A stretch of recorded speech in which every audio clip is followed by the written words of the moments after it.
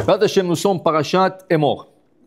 Dans la paracha, ça commence sur un sujet que ça a l'air que ça ne nous touche pas à nous, mais que ça toucherait un groupe de juifs.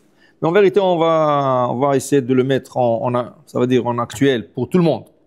La paracha commence sur les lois des Kohanim. Comme vous savez, en Am Israël, il y a 3 couches et 3 niveaux. Il y a Kohen, Lévi, Israël. Okay? Si tu es Kohen, tu as des privilèges. Si tu es Lévi, tu as des autres privilèges. Et Israël, tu as le privilège de tout le monde. Tu es comme tout le monde. Okay? Mais d'être un Kohen, c'est un privilège. Okay? Même Moshe Rabbeinu, okay? Il a tellement voulu ce privilège que ça lui a été pris. Akash lui a pris de lui. Pourquoi? Akash Baruch Hu avait l'intention que Moshe va être le Kohen. Okay? Seulement, il a refusé pendant 1 semaine Hachem. Hachem lui a parlé dans le désert. Dans le cas de buisson, le buisson qui prenait feu, lui, il est parti. Pourquoi l'oïv ar, l'oïv arasser, comment se fait qu'il ne se consume pas? Okay? Et Hachem a dit, ne t'approche pas. C'est Hachem juge là. Et tu sais, je te choisis pour aller sauver les Hébreux. On est amis, je vois l'oppression que mon peuple est en train de passer. Alors Moshe a dit, non. Mon frère Aaron, il est plus grand que moi. Hachem a dit, non, mais je te choisis à toi. Alors il a commencé à argumenter 7 jours. Il argumente avec Hachem. À la fin, il lui dit à Hachem, non, Hachem, shlachna beati shlach. Vous avez l'habitude de parler à mon frère. Ne me parlez pas à moi à ça. D'accord, je crois que c'est énervé. Quoi? 7 jours, je suis en train de parler, en train de te convaincre, et après, à la fin, tu me dis, tu as l'habitude avec Aaron? Ok. Alors, on va continuer avec Aaron. Sache que j'avais l'intention de te nommer comme Cohen, tu viens de le perdre. Tu viens de le perdre. C'est toi. Mais mon cher Rabbeinu, il a fait avec bonnes intentions. Il avait beaucoup d'estime et de respect pour son grand frère. Aaron était 3 ans plus grand que lui. Myriam était 6 ans plus grand que lui. Mais lui, il avait beaucoup de respect pour son grand frère. D'ailleurs, la Torah dit, Kabed et avicha ve et imecha. Vient Rabbi Shimon Amsouni, et il nous dit que chaque fois que tu verras le mot et dans la Torah, c'est ribouille. Ça veut dire qu'il y a quelque chose de plus caché dans le texte. Par exemple, Bereshit bara Elohim et hashamayim ve et haaretz. Moi, c'est et hashamayim. Le ribouille, c'est tout ce qu'il y a dans le ciel a été créé. Ça veut dire le ciel, c'était pas créé seul. Il y avait les astres, il y avait le planète, il y avait tout ce que tu as dans le ciel, et. Ve et haaretz, tout ce qu'il y a sur terre, herbes, arbres, animaux, tout. Alors quand Shimon Amsouni est arrivé au Pasuk, et Adonai Elohecha tira, tu craindras ton Dieu, okay? Il dit, oh, je m'arrête là. Qu'est-ce qu'on peut craindre de plus qu'Hachem? On doit craindre que Hachem. Il a dit, je ferme le livre. Tout ce que j'ai dit, pendant des années, il a écrit tout un livre sur chaque fois qu'il voyait le mot « et ». Et il cherchait, quand il est arrivé à ce pasouk, fini, il ne voulait plus. Alors il a dit, s'il y a une chose que je ne peux pas dire quelque chose là-dessus, donc tout ce que je dis, ce n'est pas valable. Rabbi Akiva, il a pris la suite, il dit non, Kvod Harav. Et Adonai Elohecha tira, il y a quelque chose de plus. Il dit quoi? Talmidei Chachamim. Tu dois honorer le sage. Ça, c'est et. Tu dois craindre le sage. Et là, comme il a clôturé avec cette dracha. Mais, quand on arrive à la dracha, Kabed et avicha, ve et imecha, qu'est-ce qu'il y a de plus que ses parents? Son frère aîné. Tu dois respecter ton frère aîné comme si tu crains ton père. Et avicha, ve et imecha. Okay? Alors, Moshe, il avait beaucoup de respect pour Aaron. Aaron, pour lui, c'était un navi. Alors, il a fait, mais tu ne refuses pas Hachem.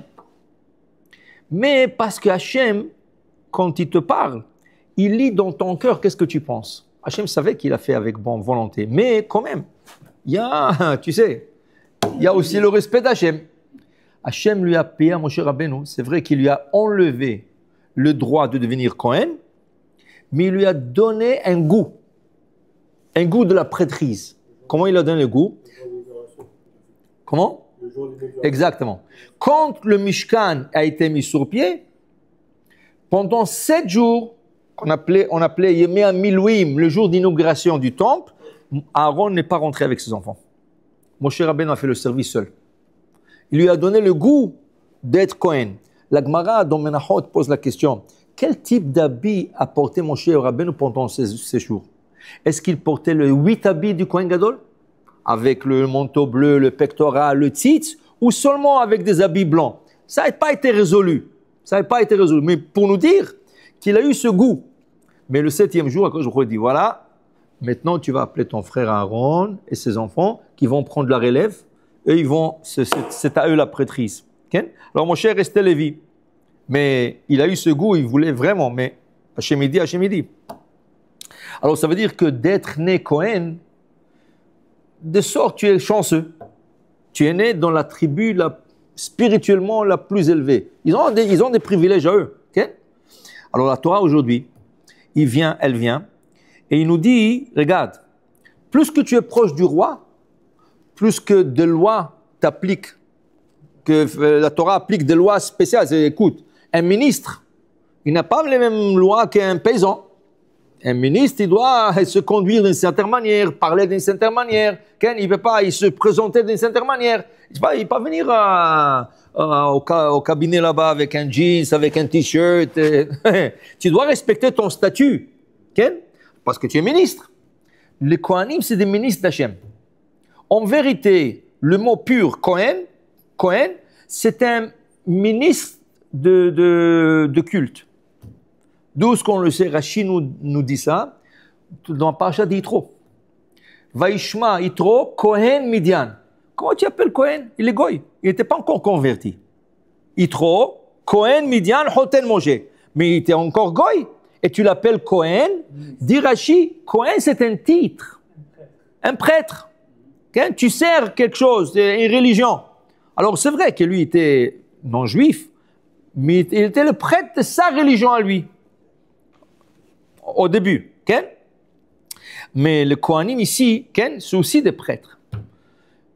Mais ils représentent Hachem. La Gemara dit, quand tu emmènes un sacrifice, qui c'est qui le sacrifie? Eux, le Kohanim. Pourquoi? Ils disent parce que c'est le messager d'Hachem. La Gemara dit c'est le messager d'Hachem. Toi, tu emmènes ton sacrifice, eux, c'est le messager d'Hachem, ils acceptent, ils abattent, ils jettent le sang, ils font tout ce qu'il faut. Pourquoi? Parce qu'ils représentent, ils représentent le roi, Hachem. Alors maintenant, la Torah nous dit cette semaine, dans cette paracha, la Torah nous dit, regarde, tout d'abord, on va commencer comme ça. Un Kohen, il est spirituellement plus élevé. Attention, le nefesh lo itama be'amav. La première chose, fais attention à la tum'a, à l'impureté. Tu ne peux pas t'impurifier. Ça veut dire, Kim nish'eru akarov elav le'imo, la'aviv, livnov, libto, ahiv, ou la'chota betora krova elav. Fais attention, il y a 7 proches pour qui tu peux t'impurifier. Un jour, son père, sa mère, son frère, sa sœur, sa femme, et Libno, son fils et sa fille. V'la'chota betula, sa sœur non mariée. Asher lo haïta leish, qui ne s'est jamais marié. Après, il dit ici, lo ikrichu kocha berosham, ufkeat zekanav lo igalechu. Ils n'ont pas le droit de se couper le cheveu à, comment on appelle ça, karahat, se raser ras-le-bol. Ras-le-bol. Ufkeat zekanav lo igalechu, ils n'ont pas le droit de se couper la barbe. Ubipsaran, surtout sarat, ils n'ont pas le droit de se graffiner sur la peau. Kedoshim yu lo Elohem, ils doivent être saints, ils doivent kedoshim. Isha zona v'chala lo yikachu. Ils ne peuvent pas se marier avec n'importe quelle femme. Une femme divorcée, Zona, par exemple, Zona, il dit, une femme qui a été avec quelqu'un qui n'est pas propice d'être Kohen, qui rend la prêtrise en défaut. Par exemple, une femme qui était avec un goy, quand elle était jeune, elle s'est amusée, elle était avec un goy, c'est fini, elle ne peut plus se marier avec un Kohen. Une femme qui s'est mariée avec un bâtard, et lui il est mort, elle est veuve, un Kohen a le droit de marier une veuve, mais comme elle était avec un bâtard, elle a vécu avec un bâtard, elle ne peut plus se marier avec un Kohen. Il y a des femmes qui rendent le Kohen pasoul. Une femme qui est née d'une relation interdite d'un Kohen avec une divorcée. La fille qui naît dans cette relation s'appelle halala. Halala, lo yikachu. Elle peut pas se marier, le Kohen ne peut pas se marier avec elle. Okay? Il dit ici, ki kadosh hu leloav, car il est kadosh, il est saint aux yeux d'Hachem. C'est il représente le ciel sur terre. Ve kidashto, Rachidi kidashto. Même s'il veut pas, tu le forces. Lui, il se marie avec un divorcé. Tu dis, tu n'as pas le droit. Tu ne veux pas monter au coin. Tu ne veux pas nous faire Birkat Kohanim. Ah, ça ne me regarde pas. Je l'aime, cette femme, tout ça. Non, non, non, tu le forces. Si tu es Beddin, tu le prends, tu le donnes de coups. Jusqu'à qu'il y ait Achiyoma Rotseani, dit Rachid. Okay? Après, il dit, tel l'homme à côte. Donne-lui des coups. Le en d'avoir casé. Tu es né Cohen, tu meurs Cohen. Tu es né juif, tu meurs juif. Oui, c'est sûr. Il n'y a pas, tu es pas, c'est un statut que tu es né avec. C'est tes gènes. Okay? Et il dit ici, ou batish Cohen, top, après ils rentrent quelque chose d'autre. Alors on voit déjà qu'ils ont un statut très spécial. Il ne peut pas se marier avec n'importe qui. Il ne peut pas se purifier. Okay? Il doit garder un certain statut de pureté. Et il ne peut pas faire des choses qui le rendent, comme Rachid dit, qui le rendent non respectueux. Karahat, ralbol, et couper la... Tu dois présenter Hachem. On va parler aujourd'hui sur le premier verset. Le premier. Vayomer Adonai el Moshe emor el Kohanim bnei Aaron ve'amarta alehem. Il y a une redondance dans ce pasuk. Emor el Kohanim ve'amarta. C'est le même mot. Rachid dit, pourquoi tu le répètes deux fois? C'est une question de la Gemara.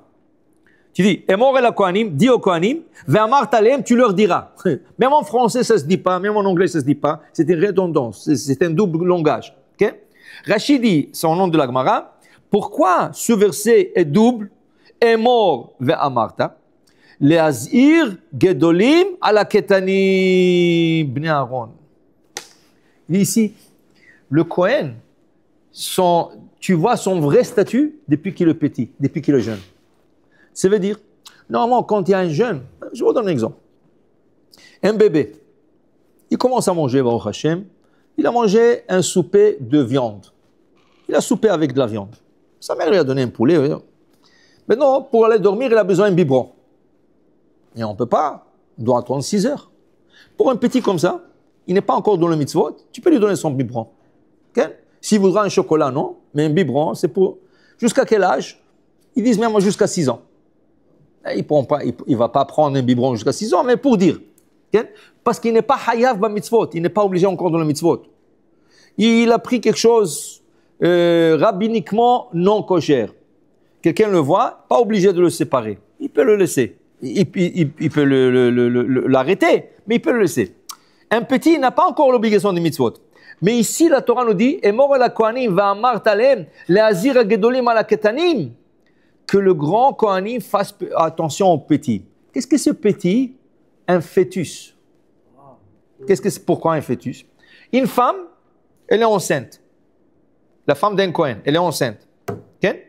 Maintenant, on sait qu'un Kohen, sur une règle générale, n'a pas le droit de rentrer dans un cimetière. Dans un hôpital, pardon.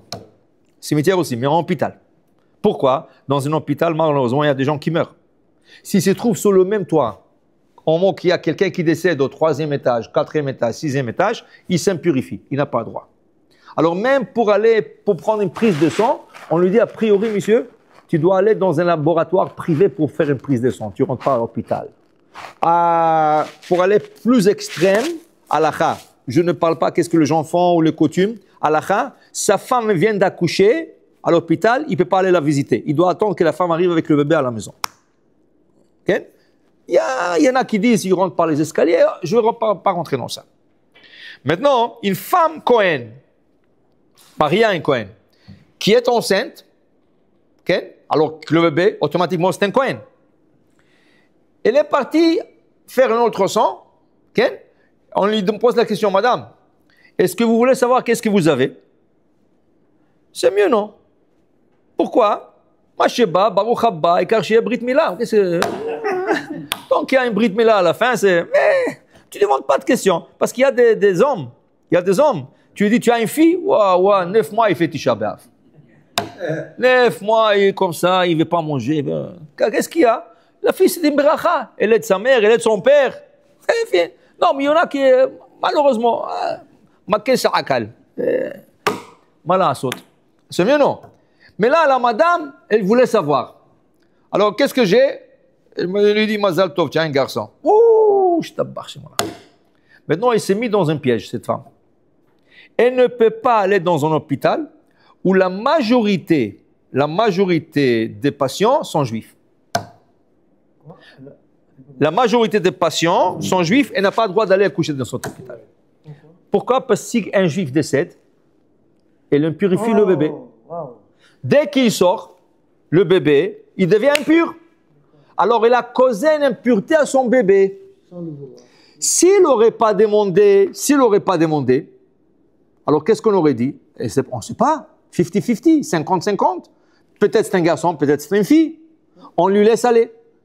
S'il a accouché un garçon, maintenant il est danger, qu'est-ce qu'on va lui dire? Oh, madame, c'est un garçon, sort de l'hôpital, c'est un danger. Alors, une fois qu'elle est là, on la laisse. Mais a priori, si elle sait qu'elle aura un garçon, elle doit chercher un hôpital où la majorité des patients de son hôpital sont des goy. Ok? Les hazir gedolim à la ketanim. Le grand doit faire attention au petit. Quel petit? Pas de 3 ans, de 6 ans. Un fœtus dans le ventre de sa mère. Tu dois faire attention maintenant de ne pas le purifier. Si dans l'hôpital, il y a disons, 300 patients. Ben ouais. Et la majorité, qu'est-ce qu'ils sont? Et 30 juifs. Alors, on se base, la règle dit toujours, Achare Rabbim Leatot, on suit la majorité. Ça va, mais la règle qui dit quoi? Achare Rabbim Leatot. On supposera que pendant les 3 jours qu'elle passera, ou 2 jours, passera, aujourd'hui, il ne laisse même pas un jour à l'hôpital, il n'y aura pas de juifs qui meurent ce jour-là. Chazaka, Rov. Et même s'il y a quelqu'un, tu viens de savoir quelqu'un qui est décédé, elle est trop tard, elle est déjà là-bas. Okay? C'est pour ça que la femme d'un Kohen, c'est plus délicat. Okay? Imagine-toi maintenant un petit Kohen, un Kohen qui va à l'école. Okay? Et voilà, il a grandi à l'école, il a déjà 13, 14, 15 ans. Il a des amis qui ont grandi avec lui pendant 15 ans et tout ça. Et là, malheureusement, un de ses frères, ses collègues, il a perdu son père ou sa mère ou un frère. On sait qu'une des plus grandes mitzvot dans la Torah, c'est quoi? Hesed. Tu vas aller au cimetière, à l'enterrement, tu vas lui adresser des condoléances. Okay? Alors lui, il va aller à l'enterrement, son père lui dit, hey, tu n'as pas droit, tu es Cohen. Qu'est-ce que ça veut dire, papa? C'est mon ami, c'est comme un frère pour moi. Oui, mais tu n'as pas droit. Mais où est le chesed? Où est la mitzvah de chesed? Il dit oui, mais c'est ton statut. Tu n'as pas droit. Il y a des choses que tu n'as pas le droit de faire. Okay? C'est la même chose, c'est une femme Cohen enceinte, elle ne peut pas rentrer dans le cimetière non plus alors. Elle peut, parce que le bébé n'est pas encore sorti. Elle ne peut pas encore sortir.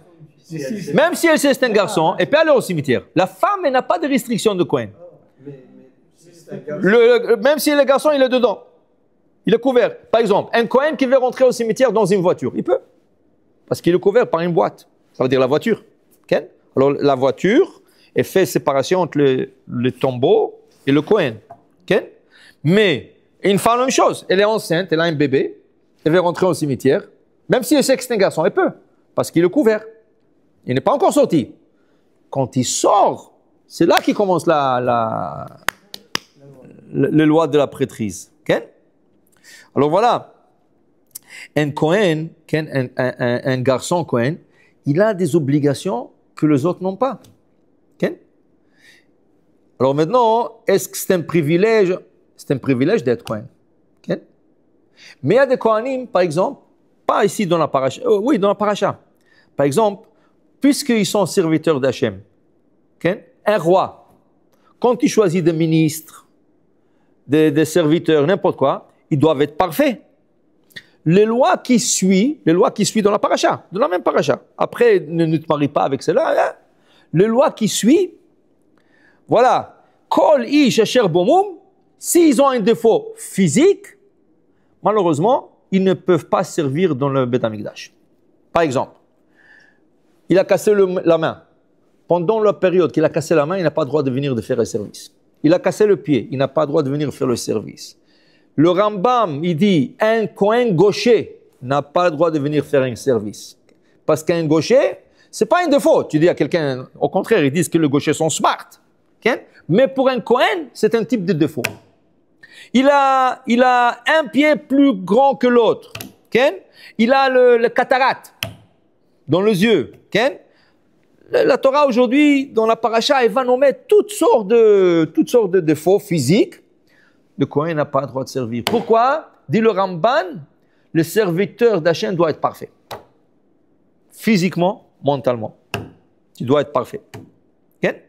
Mentalement aussi, tu dois être parfait. Pourquoi?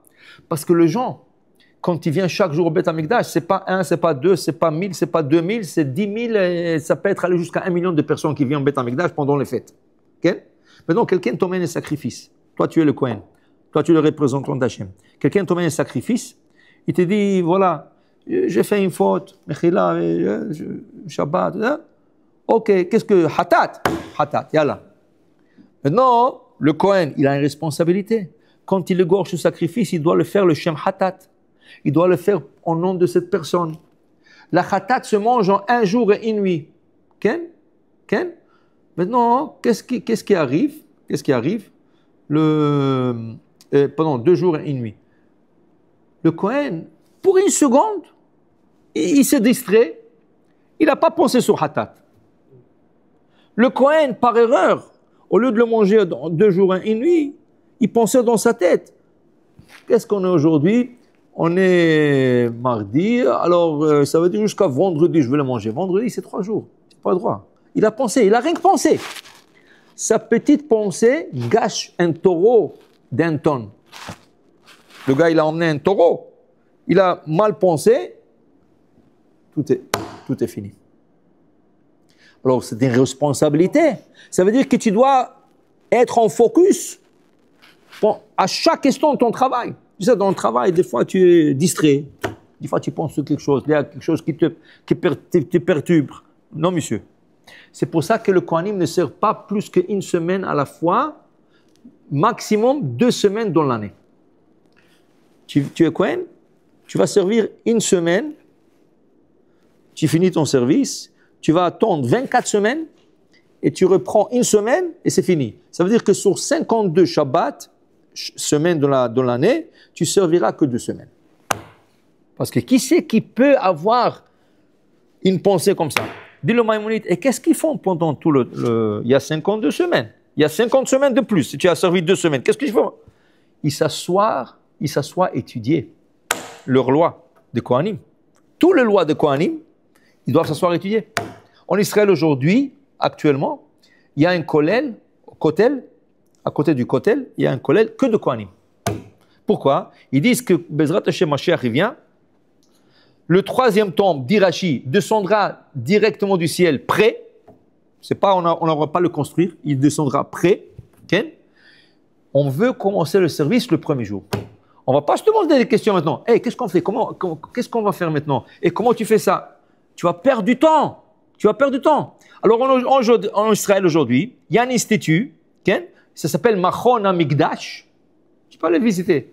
Quand tu montes du kotel, les escaliers, les grands escaliers, à droite, il y a tout le restaurant et tout ça. Juste à gauche, tu vois un grand signe, Machon HaMikdash. Tu rentres dedans, ils vont te faire le tour de tout le Mikdash. Tu rentres dedans, ils vont te montrer déjà qu'ils ont préparé tous les ustensiles en or et en argent, et tous les habits de Kohanim sont déjà prêts. Ils sont en train de fabriquer encore plus.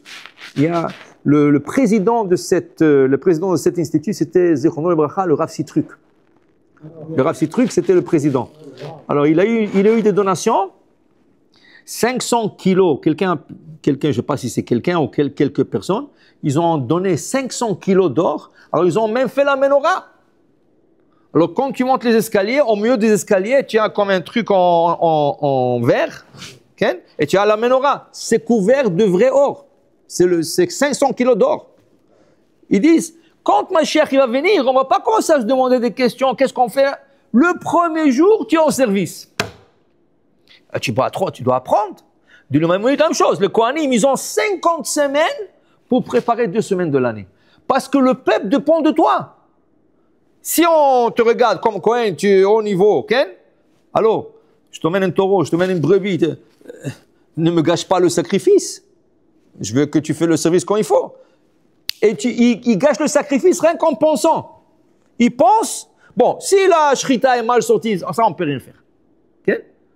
Mais si il a mal pensé, et les gens dépendent de toi, Et tu dois être honnête maintenant, dire aux personnes, ah, Mechila, ma tête n'était pas là.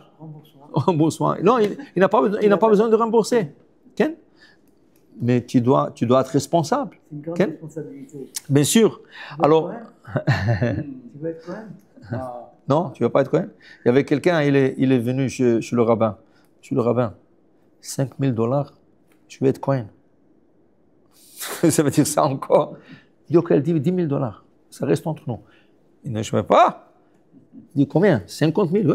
Il dit, je ne peux pas. Qu'est-ce que c'est que ces histoires-là? Il dit, pourquoi tu veux être Cohen? Qui tu veux marier? Il dit, non, parce que mon grand-père était Cohen.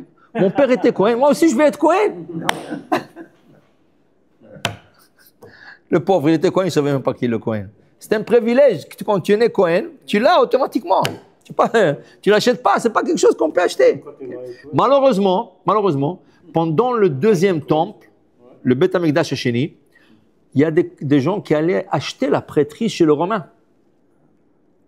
Et pendant 420 ans que le deuxième temple a existé, 300 Kohanim et plus sont morts pendant Kippour. Parce que quelqu'un qui n'est pas propice d'être Kohen, Kohen Gadol, et il rentre dans Kodesh HaKodashim, on a lu la semaine dernière, la dernière Parashat Acharemot, le service de Kohen. S'il rentre, il meurt sur place. Et là, il mettait des chaînes sur le Kohanim, sur le pied, parce que personne ne peut aller rentrer le chercher non plus. Et quand il voyait qu'il ne bouge pas, imaginez-vous, 300 ans sur 420. Un an, oui, un an, non, 2 années, oui, Alors, le peuple d'Israël attend à voir la capara. Et qu'est-ce qui arrive? Celui qui nous représente envers Hachem, qui décède le jour de Kippour. Tu sais quelle catastrophe c'est pour le peuple? 300 ans. Hein? Oui.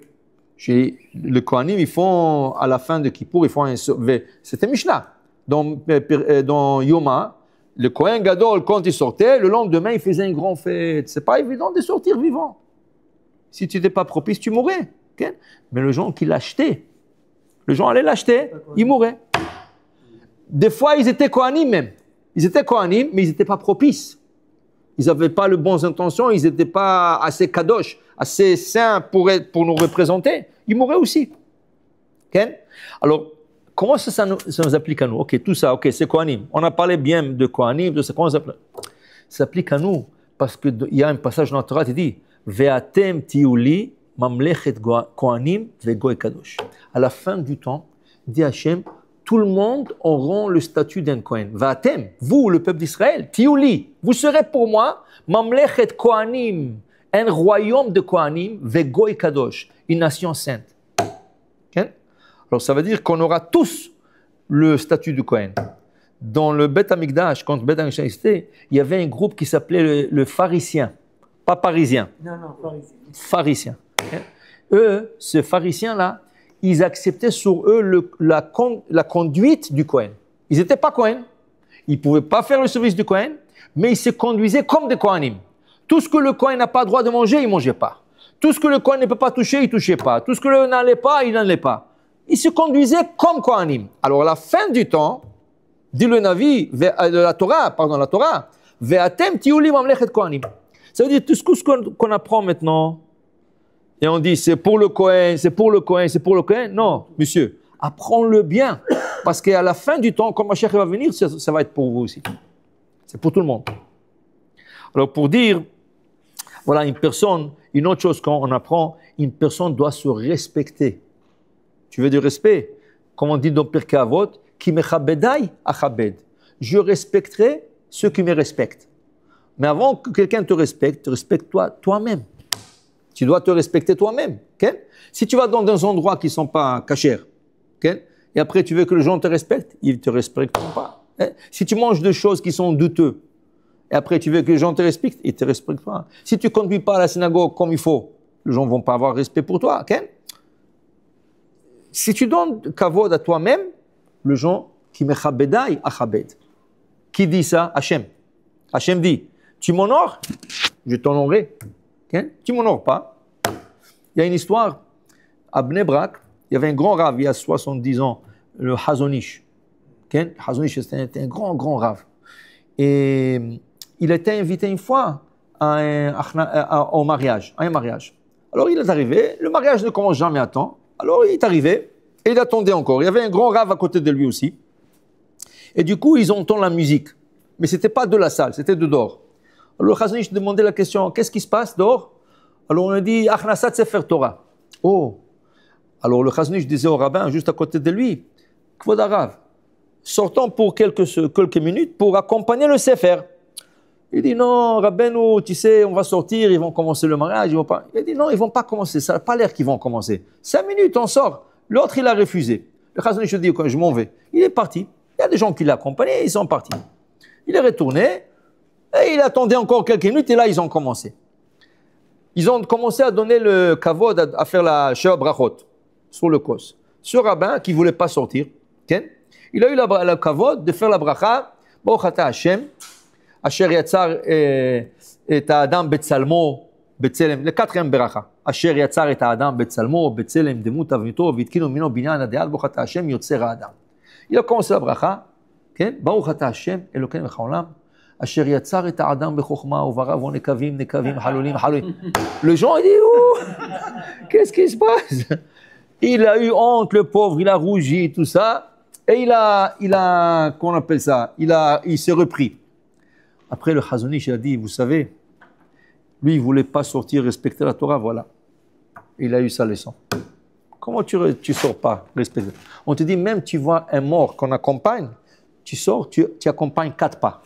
Tu ne connais pas, tu ne sais même pas qui c'est. Mais c'est un juif, c'était une neshama juive. Accompagne le 4 pas. Tu vas à un Sefer Torah, tu l'accompagnes. Tu vas à un Sefer Torah qui rentre, qui sort, tu accompagnes.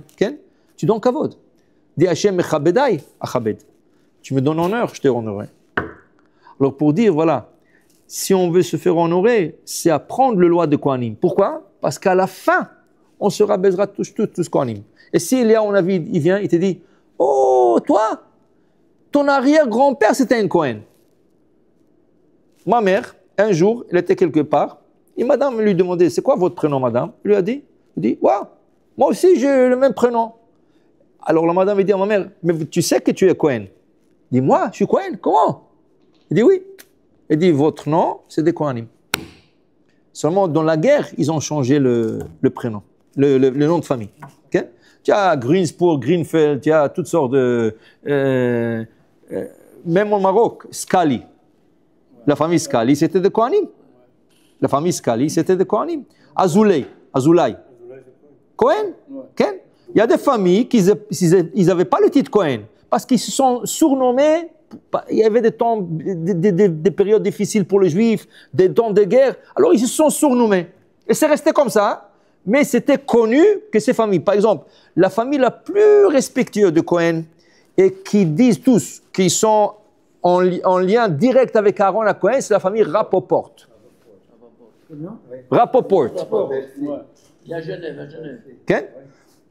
Cette famille-là, ils ont une lignée directe à Aaron à Cohen. Okay? Tu dis Rapoport. Oui, ça n'a rien à voir.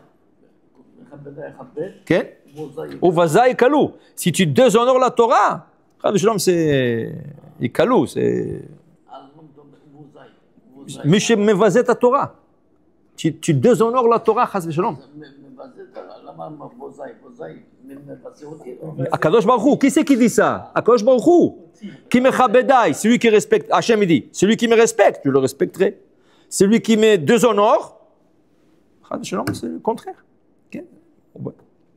Alors pour vous dire, voilà, Rabotai, on doit apprendre de quoi on est. Mikol melamedai iskalti. Il faut apprendre de tout. Des fois, tu dis, qu'est-ce que ça va avec moi? Oui.